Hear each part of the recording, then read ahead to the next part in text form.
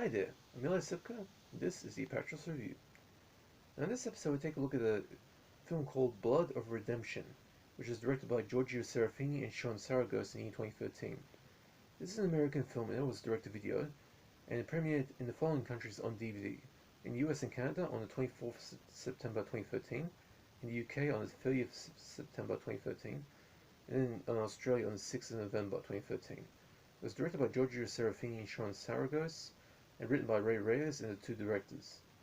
And stars Dolph Lundgren, Vinnie Jones, Billy Zane, Jelly Howie, Gianni Capaldi, Robert Davi, Robert Maiano, Massey Ferland, and Jenny Sanderson. Jenny Sanderson is basically Dolph Lundgren's girlfriend. Now, this film is one of a host of Greyjack Actioners.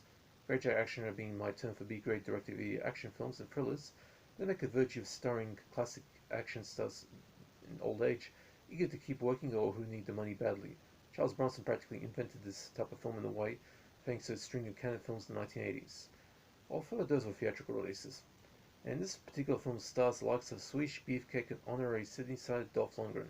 I say honorary Sydney-sided since he studied chemistry at the University of Sydney before becoming an actor. And other aging action veterans like, as I mentioned, Vinnie Jones, Billy Zane, Robert Davi. In what could have been a decent direct-to-video gangland action thriller about a bodyguard, Lundgren, who finds himself on the run from the FBI after his mob boss client is killed and one of his sons, Billy Zane, put in prison when the dead client's best friend, Darby, and his wildcard nephew, Jones, do their best to take over the family enterprise, not to mention expanding to counterfeiting currency. After 3 years in hiding, the loyal bodyguard teams up with the imprisoned son's girlfriend, who is doing her own mission by sleeping with the nephew to save her real boyfriend's life, and the other son, who happens to be an FBI agent, trying to track down his father's killer. Let's just say everybody here holds some secrets.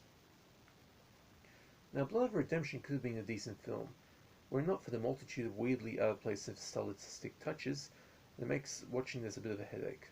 But in the film's defense, actors are professionals and do their best with the tawdry material. Particularly mention going to Robert Davi, whose subtle attempt at a British accent is quite interesting to hear.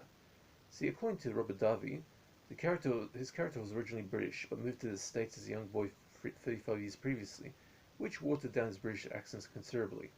But once his nephew arrives from the UK, Jones's heavier British accent has the effect of causing Davi's original British accent to re-emerge. Interesting to learn that, and such I won't mark down the attempt since Davi nailed it well. There are also plenty of boobs on display if you're watching this for the skin, not to mention an awesome fight scene between Lundgren and a dominatrix with some formidable fighting skills and wielding a chain.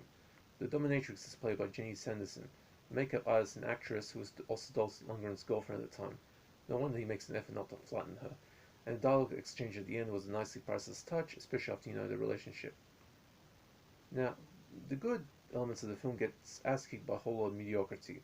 For starters, the script is as generic as it gets. There's literally nothing here that hasn't been done before in numerous other films, and done better by those other films. Not to mention being, well, pretty dumb. The idea of the mob boss's rogue son engineering the whole operation to have his father killed, the blame pin in those relatives, and give himself a 3-year prison sentence just to make himself look like he was an innocent party all along, is just taking contingency playing to an absurd degree. Not to mention getting his girlfriend going with the ruse of becoming the nephew's mistress with the intention of bringing him down. Something that makes you suspect the writers were doing their best to be clever, but sadly failed to understand the logistics of the scenario. It's a bit like the old joke about science fiction writers having no sense of scale, particularly Star Wars writers. The most egregiously stupid writing goes towards having the other son being an FBI agent. Now, there is no fucking way in hell that the FBI would accept the son of a crime syndicate boss into their ranks. The American law enforcement system has this thing called guilt by association, where officers whose partners or family members have committed a crime or are involved in not entirely kosher activities, like illegal gambling for example, will have their careers terminated so the police department doesn't run the risk of getting accused of impropriety. There have even been police officers whose partners ran a gambling debt and get fired because of that. Now, the visual effects are surprisingly slipshod. Almost all the gunshots are CGI, and even in the scene where Billy Zane and Vinnie Jones getting caught up in a gunfight with Chinese thugs, there are metal-looking bullet holes appearing in a structural beam made out of wood. Metal bullet holes in a wooden beam. The camera setups during the fight scenes are amateurish use of that stupid shaky cam bullshit that has been the bane of many cheap post-millennial B-actioner, and the character intro cuts that appear the most pointless at times and superfluous at best. So, at the end of the day, Blood Redemption sits in a C, 4 out of 10. It's an average film at best, although there are some highlights like Dolph getting his ass handed to him by his real-life girlfriend. Now, for gore nudity, CGI bullet holes in people's foreheads and CGI blood spatter as well. What, these guys had enough dirt to afford Dolph Lundgren, Vinnie Jones, Billy Zane, Robert Darby, but couldn't afford stage blood squibs? Cheap bastards. And the nudity consists of at least 4 or 5 pairs of breasts, including those of Jelly Howie, who plays Zane's double agent girlfriend. Okay, so that's it for Blood Redemption. In Australia, this film was released by Anchor Bay, so if you can try to track that one down, it would be worthwhile for a Dolph Lundgren fan. What could have been a passable film, but just gets ruined by the really bad writing and the bad CGI effects. Okay, that's it for that one. Blood Redemption gets a C, 5 out of 10. It's average. Now, I don't do requests, but if you have any questions about DVDs, or if you want to know which films I have in my collection, just hit me up in the comment section. I'll be happy to answer. Hope you guys are staying safe, take it easy, and watch out for the Omicron corona.